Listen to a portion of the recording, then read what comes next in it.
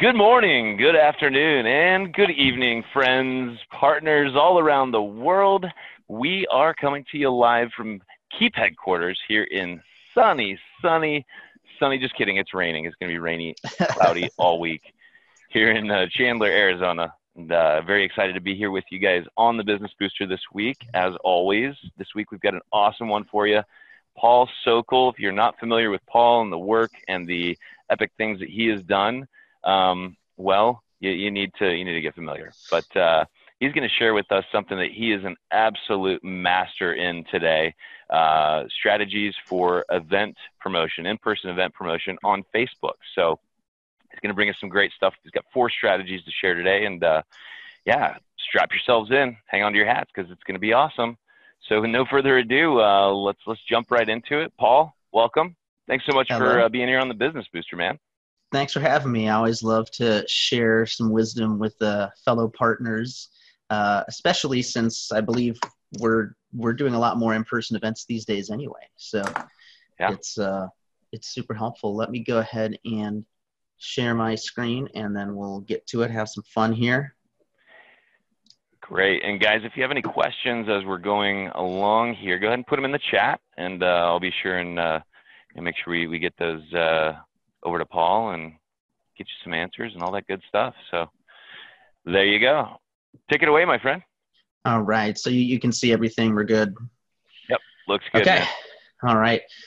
So hello, welcome to anybody that's here live or is watching this recording. Today, I'm going to go ahead and share with you 4 strategies to master in-person event promotion on Facebook here, because there's a lot of bells and whistles and things that you can do, and that will help make sure your advertising is more effective for these. So we're going to go ahead and just hop right into it. So at BPro, we believe that successful in-person events inspire genuine human connection, and I think we could all agree the world needs a lot more human connection these days. And so these strategies should help you make more connections at these events, because more people are going to go ahead and show up. So the first strategy, and this may seem like an obvious one, but the first strategy is to make a formal Facebook event listing here. So the Facebook event itself has a bunch of extra functionality that comes from this special context within the Facebook platform. You can assign hosts, so that way you can have other people in your team monitor the event. You can have, the main thing with an event is people can indicate that they're either not interested, they're interested, or they're going. And you can do some really cool things with advertising with that, which we'll get to later on. The event itself has its own discussion wall. So just like there's the news feed, the event itself has its own little feed. And what's cool is that this can be moderated as well, and this allows you to focus the conversation here.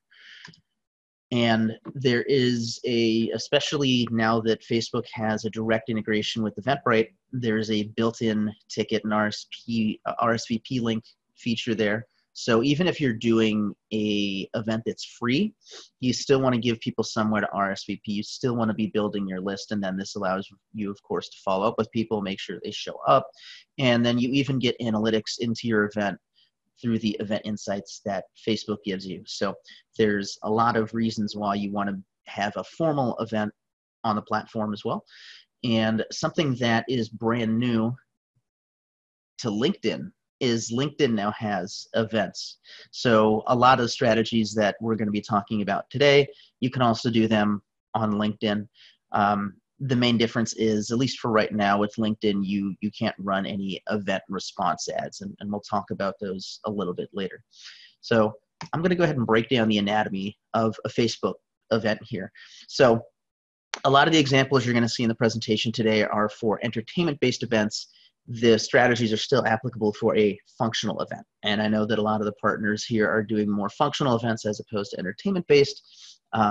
So just keep that in mind, that this is relevant to you, and you should still pay very close attention here. So you're looking at an event that is happening tonight at Club Red. If you've ever been to the Phoenix area, Club Red is one of the best venues out there, in my opinion.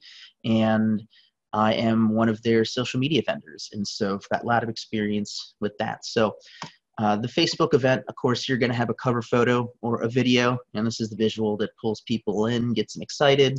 Then you have the event date and the title.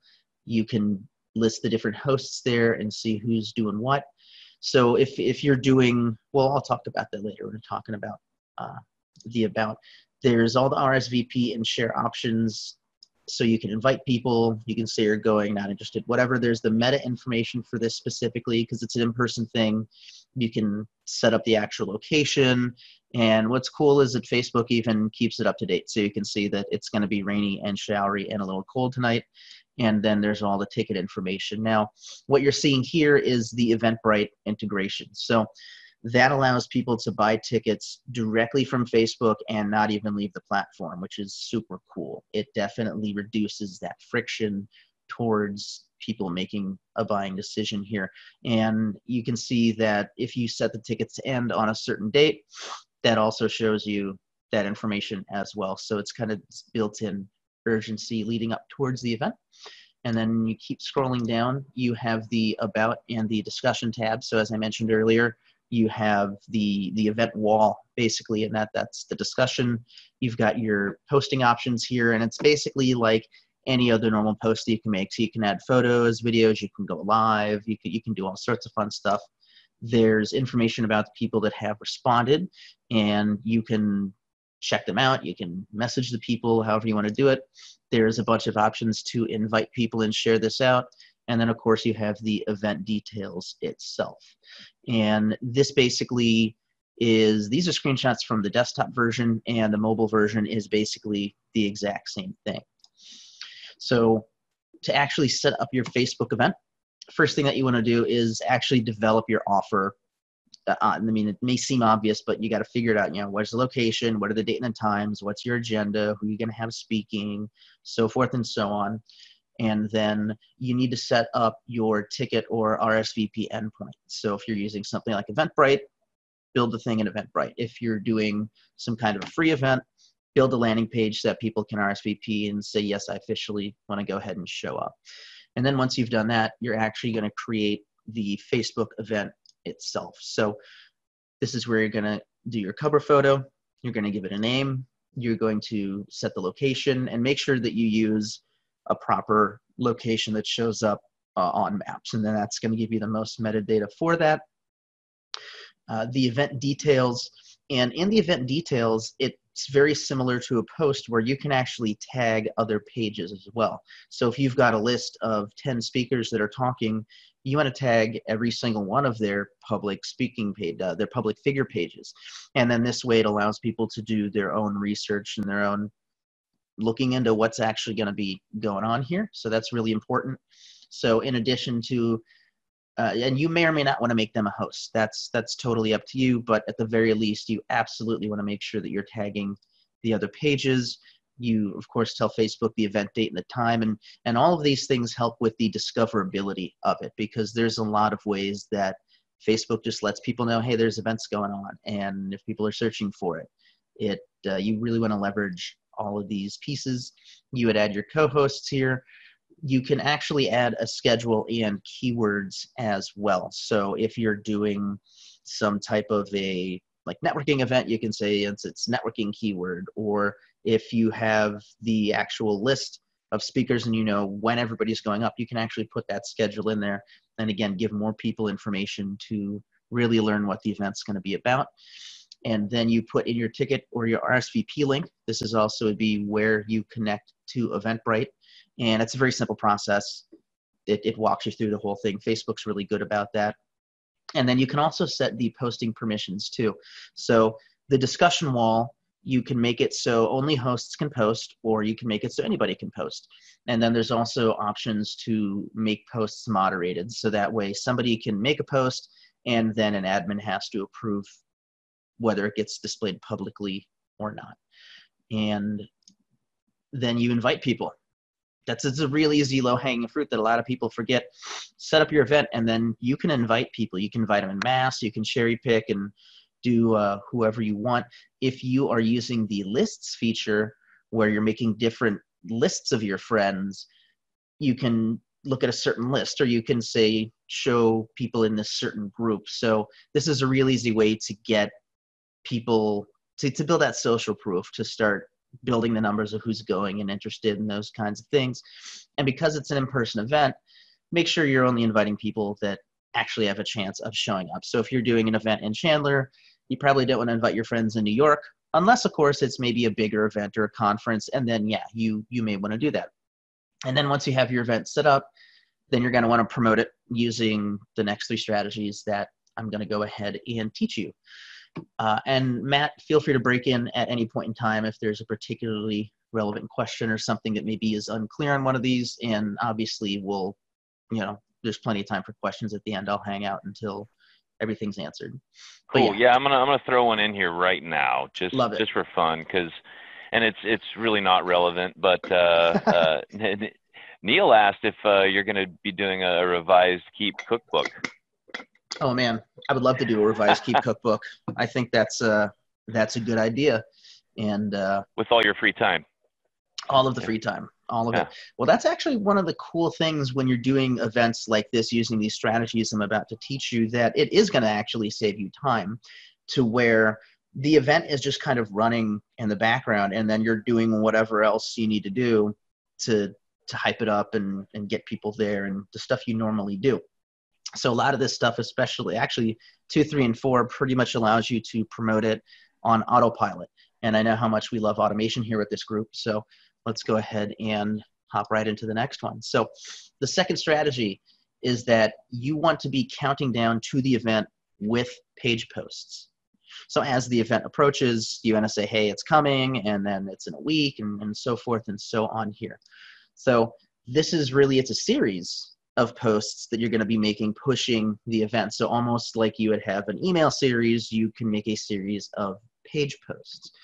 And every time you're doing this, you want to make sure that you're using different angles and different visuals each time. You don't want to have it the exact same. Now, if you're introducing the speakers and stuff like that, maybe it's the same kind of structure, but obviously it's going to be a different picture of the speaker. They're talking about different topics, I would assume.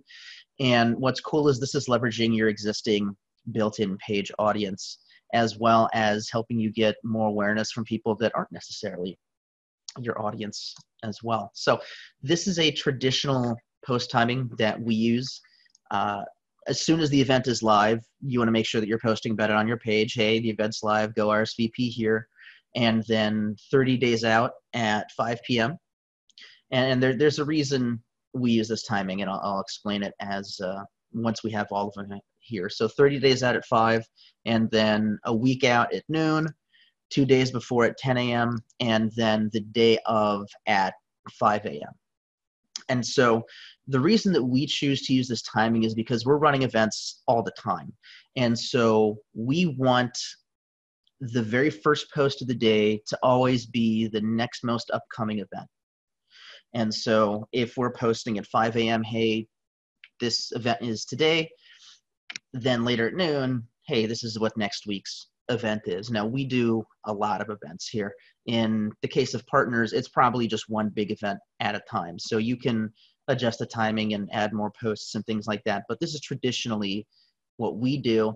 Another thing that you can leverage is if you're doing early bird pricing or things like that. So you can make a post maybe a week before the early bird pricing ends. Hey, early bird pricing is up. And then the day of or the day before, hey, you've only got one more day to get your early bird pricing. And then after that's passed and they're paying full price, hey, time to get your tickets, so forth and so on. So this is, if anything, use this as a guide, but you know your business and your audience better than I do. So just like you're designing an email series or something like that, intentionally design your posts and your timings here. The other thing that is a huge time saver, I was talking about timing earlier, is you can actually schedule page posts ahead of time. And so we actually post everything all in a batch, and this is going to save you a bunch of time. And so that way, when you're doing all the other stuff that comes with running an event, you don't have to remember, oh, did I post about this today? It's just going. And you know that it is because you've scheduled these things out ahead of time. So I'm going to go ahead and teach you how to schedule posts. If you didn't know you could do this, it's pretty cool. The first thing that you want to do is, in a separate document, we use Google Docs, plan out your posts and make sure that you are indicating when the posting time is going to be, what the text is, what the visual is going to be, and figure all this out ahead of time. So that way, it's very easy for you to go into the tool and do these next steps where you just kind of bust through posting them out. So Facebook has released Creator Studio. If you've never played with that before, it's a really powerful tool, and it's available to everybody. Just go to business.facebook.com/Creator Studio, and this is basically their answer to YouTube's Creator Studio. And so if you've ever played with that, it's a very similar tool. You'll definitely like it. So you go to the Creator Studio, and there's the post something option, and then you put in whatever you've written before, whatever you've planned out, and then the scheduling is hiding in the little arrows next to the publish button. So to the right of the publish, there's the blue arrow. You can hit schedule, and then you can say, here's when I want this to post. Now, the other thing that's really cool that I don't see a lot of people leveraging is the expiring of a post. And the reason you would want to expire posts is because you know that you are making a series of posts. And so by setting a post to expire in the news feed, that means that at any given point in time, only one post is going to show up in somebody's feed. And when you're doing a series of posts, that actually allows you to weave a story between them. And so when you make your post, it's 30 days out, and then you set that to expire when your 7-day post goes out. And then when your 7-day post goes out, you set that to expire when the 2 days before, and so on. And so, for example, you can see here on the day of post, we do it at 5 a.m. And the reason we do that is because this is before most people wake up. And so that way, when they wake up, bam, there's fresh content and it's relevant to today. And then we usually stop it at 9 o'clock, because if somebody sees it, in our case, if somebody sees it at 9 and they want to go to the show, they still have an option to drive down to the club and still actually catch the headlining act. And this really, the main benefit here is that at any given point in time, there's only one post showing up in the news feed. Now, that doesn't mean that it gets deleted. It's still there on your page. If people go to your page and look through your post timeline, it'll still show up. But this is just controlling the news feed distribution. So that is how you schedule posts ahead of time and save yourself a bunch of time. So as an example, so here's the post that we did a week out. And this is actually using the social inquiry angle, which is a really nefarious angle, nefarious in a good way, that my partner Brina discovered, which is basically, could this X be the perfect Y for one of your friends? And it's a great question because it uses presupposition, meaning that in order to answer this question, you have to first consider it for yourself. And so it kind of slides under people's radar. And we'll usually get a lot of people tagging their friends and things like that. And so then here's the 2 days before. So you can see we're using a different angle. We're using a different image. And then this is what went out tonight, to this morning, today, whatever. And usually we do a video on the day of, and we try and find a music video or a live clip or something like that. So if you're doing this for functional events, if you have speaker reels or something like that, you can go ahead and post these speaking reel videos leading up to it. And again, you're using different angles. You can tag them in the post just like you normally do. And this is how you can use countdowns in your posting, and this will save you a whole bunch of time when you schedule them ahead of time. So just to check in, right now we've made our Facebook event and we've scheduled posts to our page promoting it. Pretty cool, right? So another thing that's very special about Facebook events is that the third strategy is to stimulate hype with event discussion posts. And these can also be scheduled as well.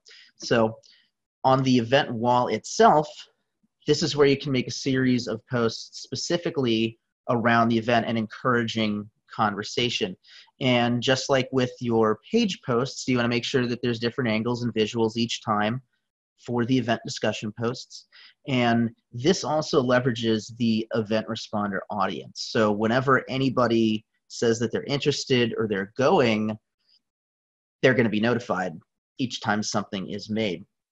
Now, one thing to be aware of, and a common pitfall, is you don't want it to be the exact same content as your page posts. Remember, this is the discussion in the event specifically itself. So you can be more specific with it. You can say, what speaker are you most excited to see, or here's a really cool article that this person wrote, or whatever the case is, which wouldn't really necessarily be super relevant on your page, but it's definitely super relevant in the event discussion. And something that a lot of people don't know is that when you post in the event, it hits what I call the hidden news feed, aka your notifications feed. There's a lot of noise in your news feed, but usually people pay a lot of attention to their notifications. And so when you make a post and somebody's responded to the event, either is interested or going, it's going to ping them in their notifications and pull them back into the conversation, which is a really, really cool feature that, again, a lot of people don't really know. They don't understand that this is really kind of the key benefit of making posts into the event discussion, is that you're hitting those newsfeed notifications and you're staying top of mind. So I'm going to go ahead and show you exactly how to schedule your event discussion posts. So just like you do with your page posts, you want to make sure that you're planning them out in a separate document. So what are you going to say? What's the timing? All that kind of jazz. And then posting time, text, visual, normal stuff. And then you go to the event listing itself, and you can add your post text, your visuals, feelings, things like that. And then next to the post, you can hit the little arrow, and it's a very similar function here where you schedule the post and you say, hey, this is when I want this to post on the event wall. This is only available if you're a host. So if you want people to be able to schedule event posts, they do need to be a host. So just FYI, that's kind of a little good to know. It's your event. You are going to be the host of it itself. And this is how you can get conversations going. But I want to take a look at a more involved example here and really demonstrate the time savings of this and the benefit of really leveraging the event walls here. So I'm going to take you through a brief case study for the Dead of Winterfest 2020. This is my charity's annual heavy metal tour that we use to generate music equipment donations and repairs around the state of Arizona. So for this past year, we did 5 shows in 4 different markets. So there was 4 separate events that our page created. We had one in Tucson on the 24th, one in Kingman the 25th, Flagstaff the 26th, and then that next weekend we did a 2-day festival at Club Red in Phoenix. And so there was 7 to 8 acts each on the weekend tour, and then the Phoenix show had nearly 30 acts. And so it would be unreasonable for me to have to remember every day, oh, I got to go into the event and post on this wall. Because again, there's just so many things to do for an event beyond just being on social, right? So what I did is I created 4 separate documents of event discussion posts that were counting down for each of the event dates. And what this did is it hyped up because at least for the shows, there was 7 to 8 posts, 1 for each act. And so that means that the week of, we were hyping it up automatically at 5 a.m. every morning. So anybody that was in those markets that was interested in the show, every morning they were getting, in this case, I only used videos. So either a live clip or a music video of what the particular band was and tagging them. And again, I know this is an entertainment-based in-person event. This strategy also works just as well for a functional event as well. So don't pretend that this isn't relevant to you. It absolutely is. So like I said, I tagged the artist and I posted an already published video. And what I mean by already published is it was on Facebook somewhere. So you just post the link to the video, which means that it's going to actually play the video in the feed. Something that you don't want to do is link to like a YouTube video or Vimeo or something like that. Facebook has no interest in taking people off their platform. And so that's why you want to use videos that are natively already on Facebook, because then it's going to autoplay and people can watch it. And again, there's reduced friction to actually consuming the piece of video content. And this drove engagement daily. And what this allowed us to do is to just focus on responding and reacting and commenting with the community, as opposed to having to remember, oh man, I got to post this thing. And so here's the results of this case study. As far as the time investments here, and this is where it gets really exciting. It took about 30 minutes for each of the 3 tour shows to write and schedule the posts. So about 90 minutes between all 3 of those events. And then for the Phoenix one, it took about 2 hours because there's a bunch of acts, but still to write and schedule it.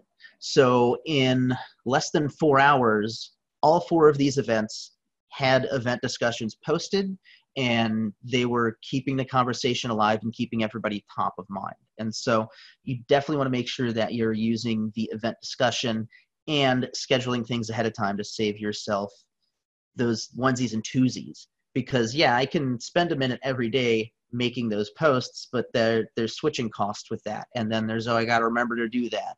And especially for an in-person event, the clock is ticking no matter what you do. So by scheduling it, it guarantees that you're going to be promoting the event when you need to be promoting it. And again, we did it at 5 a.m. so that way when people woke up, hopped on the Facebook, there was new content for them to engage with and start paying attention to. So at this point, checking in, we've made our event, we've scheduled posts to our page promoting it, and we've also scheduled event discussion posts. So at this point, I guess we might as well spend some money. Everything that we've done up to this point is free. The only investment is your time.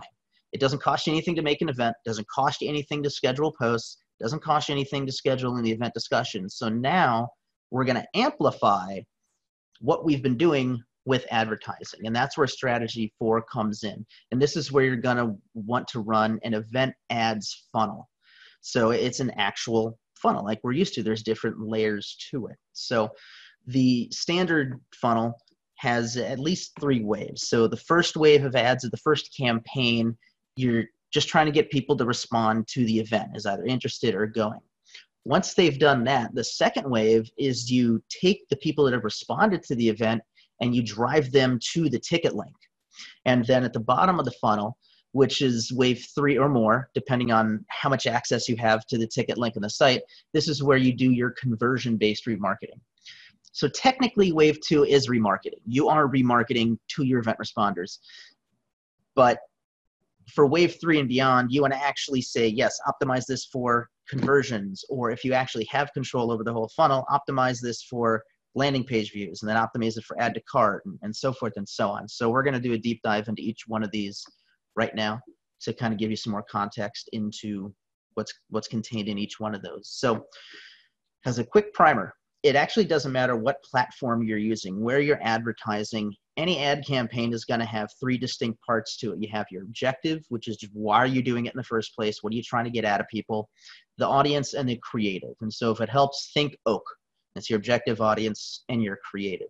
So for wave 1, where you're getting event responders, the objective on the Facebook ad campaign is event responses. That is an actual objective that you can run campaigns for the specific purpose of getting people to respond to your event.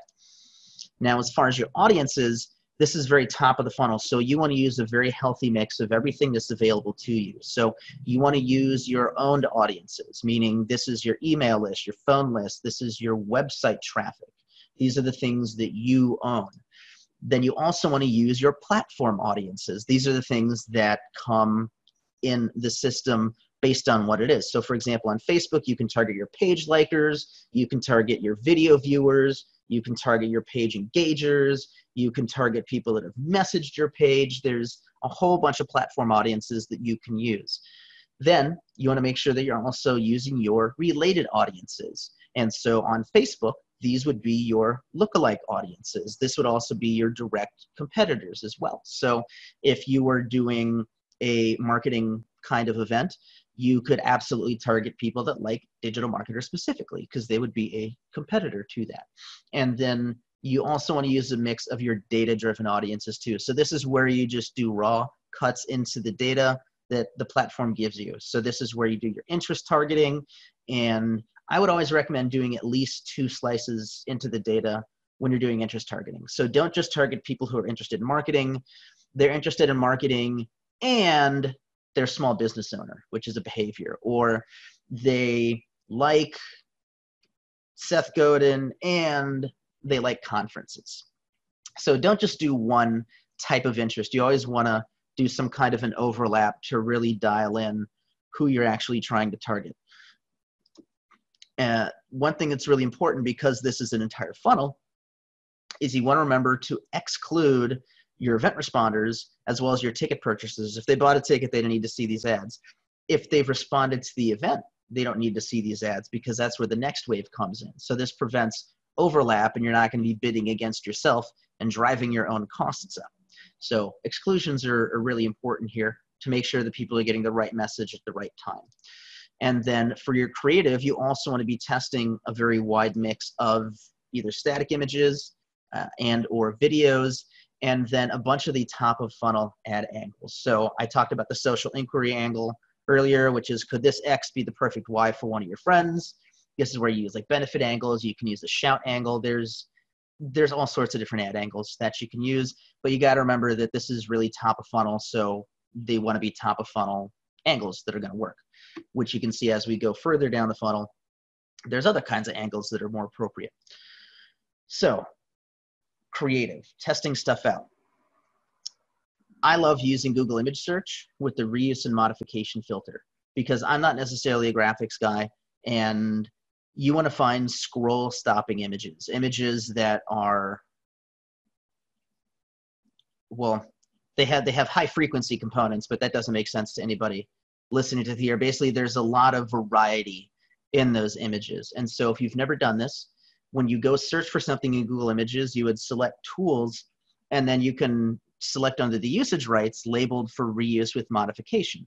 And now you are completely free to use these without worrying about getting like a cease and desist or get sued or anything like that, because the usage is allowed for that.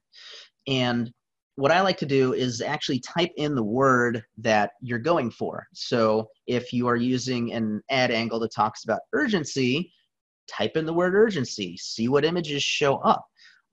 You'll usually find things like, usually to do with time, so clocks or hourglasses or those kinds of things. And remember, you want it to be a scroll stopping kind of thing. People are going to be scrolling through their feed.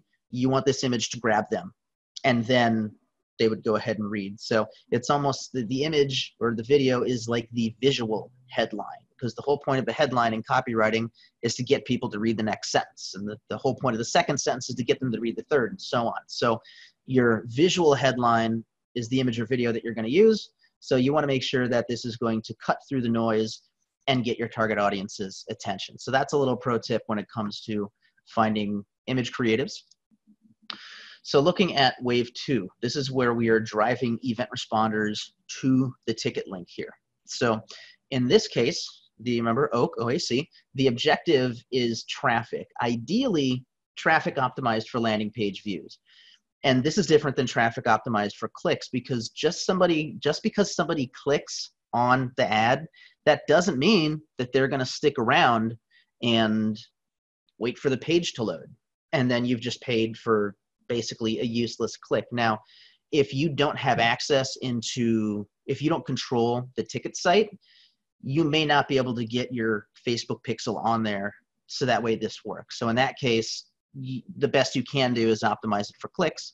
But I believe with most of the partners on here, they are going to control the website that the people are buying a ticket from. So you definitely want to make sure you're optimizing it for landing page views, because now we're trying to get everybody that's responded to the event, now that they're warm, we're getting them off of the Facebook platform and onto your site. So that's why we use the traffic objective in this case. Now, as far as the audience here, the only people you want to target are the event responders. And I'm going to show you how to do this in, I think, the next slide here.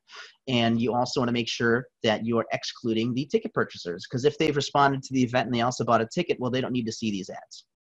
So remember to use your exclusions to make sure people are seeing the right ads at the right point in your funnel.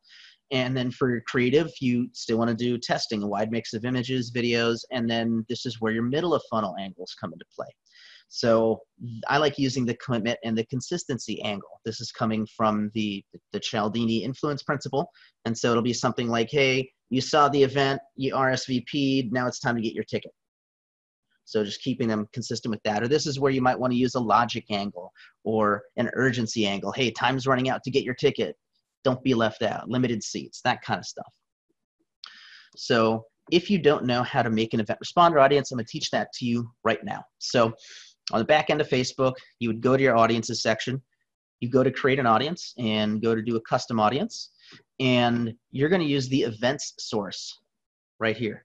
And this is now going to allow you to choose which events you want people, or rather, what events you're making an audience for. So I usually just do people who responded as going to or interested, but you can see there's actually a bunch of options regarding event stuff. So I would actually recommend going in here and just highlighting, hovering over each of those information boxes and learning what each of these are, because you can actually make a more robust funnel than this. You can have people that have visited the event page, but they did not respond as going or interested, and then you can run a different layer of event response ads to them. People that have engaged with the tickets, meaning that they actually clicked on the ticket link, and then maybe you exclude the people that purchased. But you choose the people who responded as going to or interested, and then you would choose the specific event that you're remarketing for. So you can see here, I mean, here's the list of all the dead of winter ones from this past year. So if I wanted to make a audience of all of those, I would select it, and then you just give it a name and then create your audience. Again, when you're doing the event funnel, you just want the one event that people are responding to that you want to drive them to go to the ticket link. And that's how you make custom audiences for the event responder, which is actually pretty easy when you think about it, because Facebook's doing all the hard work for you. You're just saying, hey, give me an audience of people that responded to this event. Done. And then they do all the magic on the back end. So now this is where we get to the bottom of the funnel, which is waves either 3 and beyond, because depending on how much control you have over the site, this is where you get to your conversion-based remarketing. So in your objective, ideally, you're going to be doing conversions optimized for purchases. However, if you control the site, you can do a complete full remarketing stack. And actually, I spoke about this on a business booster a couple years ago, Matt. That was pretty cool, where it talks about taking people from your run these ads to people who saw the site, but they did not add to cart. And then run these ads to people who added to cart, but they didn't initiate checkout. And then run these ads to people who initiated checkout, but they didn't purchase. And you're just kind of inching them further down the stack here. You're not just doing one layer of remarketing here. And again, if you don't have control over the site, you may not actually, the ticket or the RSVP site, you may not be able to do this. If you are doing a free event and people are RSVPing, then of course you would do conversions optimized for a lead. So making sure that they actually hit that thank you page, and you're firing the lead event back to the Facebook engine. In this case, the audience is going to be for people that actually visited the ticket link or the site visitors. And of course, we're excluding the purchasers because they've already bought, they don't need to see it. Or, and again, in the case of an RSVP, exclude the actual people that became the lead. And then for your creative, again, you always want to be testing in every one of these layers. So different images, different videos. And then this is where you're getting to the bottom of the funnel, ad angles here. And so this is, I really like the upscale quiet one. It pokes at the ego. It's basically something like, you know, we don't blame you for not getting a ticket to this event. It's only for serious business owners anyway. And you know, that's kind of how that angle works. And this is where you can start using the exclusivity angle. Again, you can use the urgency again. So depending on what wave of traffic they're in, you definitely want to make sure that the ad angles match what you're trying to communicate here. And that's it. So these are the 4 strategies that you can use to master event promotion on Facebook. Make sure you're setting up an event listing, count down to the event with page posts, put your event discussion posts on there, and then amplify all of that with an event ads funnel. And that should ensure that you're, at least on Facebook, you're doing the most that you can. And there's not really much else you can do. One thing I didn't talk about is you can share your event into different groups and things like that. That would definitely be more of a manual process, but you totally can. And that's basically it. So if you're interested in learning a little bit more about that, we do have something called the Social Post Triple Play, which is a free video guide. It teaches you how to schedule posts, set them to expire, and also target your news feed.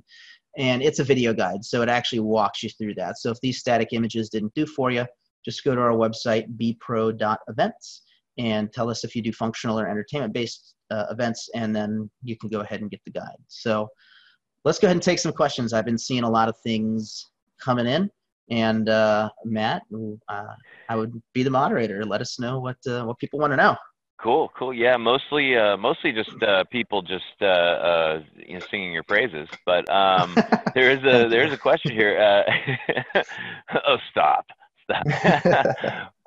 Neil asked, what sort of number of people, what kind of numbers are you targeting for your remarketing? Is there a minimum number that Facebook needs to action this, the remarketing? That's a great question. So obviously, the deeper you go down the funnel, the smaller the audiences are going to be. I don't believe there's a particular number that you need.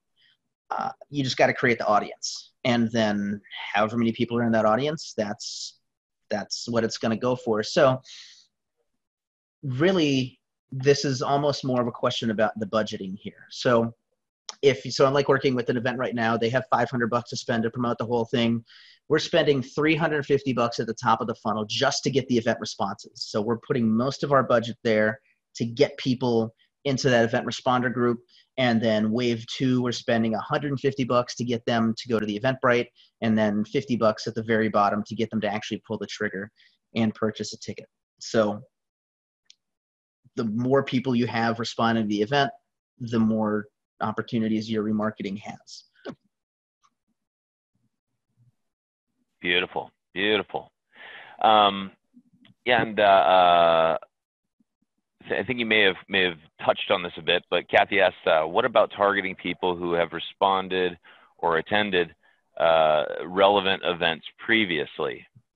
Yeah, that's absolutely something you can do at the top of the funnel. So, hey, if you like this event, if they responded as going to this event, absolutely target them for this new event. So as I showed in the example earlier, I made that audience of people that responded to Eddie and the Dead of Winter Fest for 2020. You better believe that they're going to be seeing ads for the 2021 festivals. So yes, if you do a lot of events. Now, one thing to be aware of is that the limit is 365 days. So if they responded to an event that's more than a year out, they won't be in that audience. You can still select that event, but they're not going to be in that audience. It expires at 365 days. And those events that you would identify as part of your criteria for targeting, those don't need to be your events, or how does that work? So I believe that you need to be the host of the event in order to be able to select that.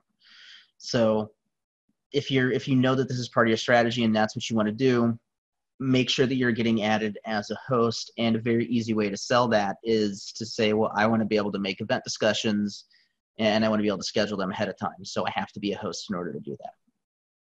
It'd be great if you could target people who respond to events from your competitors, Mm-hmm. or even partners, of course, too. Mm-hmm. Yeah, this is man. I understand why they wouldn't have that though. I can get that would get super crazy. hairy. Yeah, that get wild. But they are testing the right-hand page ads. So on desktop, you know how there's the right-hand column. They're now starting to test that on pages that actually have big audiences. So right now, one of the guys I'm working with, he's a big Hollywood actor in the soap opera field, and he's got over 100,000 people on his page. And so Facebook reached out to him recently and was like, hey, do you want to test right-hand side ads on your page? So when people are looking at his page on desktop, they're actually going to start being able to run ads on that. So you could start doing competitor ads in that way. So for example, if Digital Marketer signs up for this program and they allow people to run ads, you could find a way to target and run ads on that page. So that's coming down the pipe though. That's something that's brand new, that's being tested. And if you're the page owner, Facebook is paying you anywhere from $150 to $300 per ad that you let run on their, that you let run on your page. So that's also another benefit of growing your audience too, is you can actually become an ad placement and now start monetizing your page. And wow. yeah, and again, that's a beta feature that they're testing out, and so that opportunity came in literally on Monday. And so we're going to be having a call with Facebook to figure out how all that works. So I can't speak too much to it now, other than we're going to be able to have placements on pages very soon. That's wonderful. And I mean, you think about the possibilities with partnerships, right? And when we're talking about events and we're talking about, teaching and sharing content, a lot of times it's not just one person, right? Or it's not just one, company or entity. There's a partnership there, at least a couple. And if you can cross promote in that way, on each other's pages, I mean, that's one way, obviously, as a page owner yourself, being able to leverage, revenue from ads is a whole other ball game. But as far as promoting events and, if you're working with somebody else, man, that could be exciting, depending on just how, in the weeds it can get. But this is awesome, man. I mean, these are the fundamentals, you guys, really, for, if you're running events, and I'm taking notes here too, because obviously I'm doing events. You're in one right now. So I want to make sure that we're maximizing what we're doing here too. You guys, and if you don't know, I probably should have said this up front. I think everybody here knows you. For those watching the recording, if you don't know Paul, man, I'm gonna see if I can remember your moniker, the campaign scientist. Builder mad scientist. Yes. Man, I mean, he's worked with some of the top brands around the world, not just in building campaigns and automation and helping them to, strategize in their business, but also in things like this, their Facebook ads, also, Google ads. And man, the knowledge that Paul has is just mind blowing. Thank you. It really is. So, I want to encourage all you guys to connect with Paul and chat with him. And if you've got questions or ideas, or if you've got a project or, anything coming up where you're going to be involving Facebook, you absolutely need to talk to Paul. Yeah, absolutely. I'd be more than happy to consult and give advice and those kinds of things. And Cami asked a wonderful question. She's like, can I get a copy of the slides? And so I just put the link to that in the chat.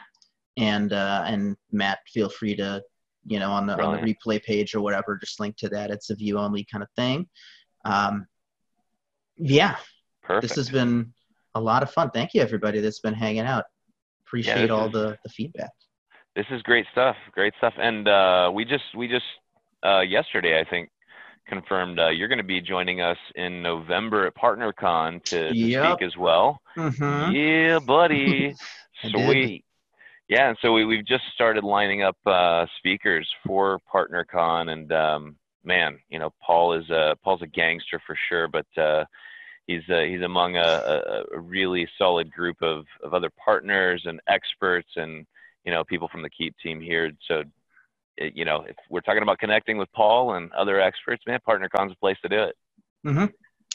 Absolutely. And if you want to connect with me beforehand, my public figure page is facebook.com/underthehair, or I'm also all over LinkedIn too. Just search for me and connect. And I love answering questions. So let me know.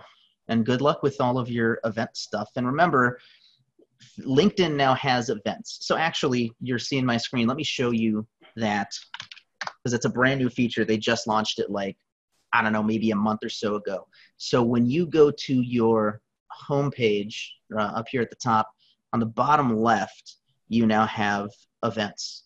And so you can add an event here. And here's an example of an event I'll be talking at later this year. So later this month. So you can see it's the same kind of thing. There's a cover image, there's a profile pic, there's links to tickets. You can start a conversation. Really, the only thing that you can't do is you can't schedule posts into it, and you can't run ads for event responses, at least not yet. I went in and checked the LinkedIn platform. But you can share it, you can invite people.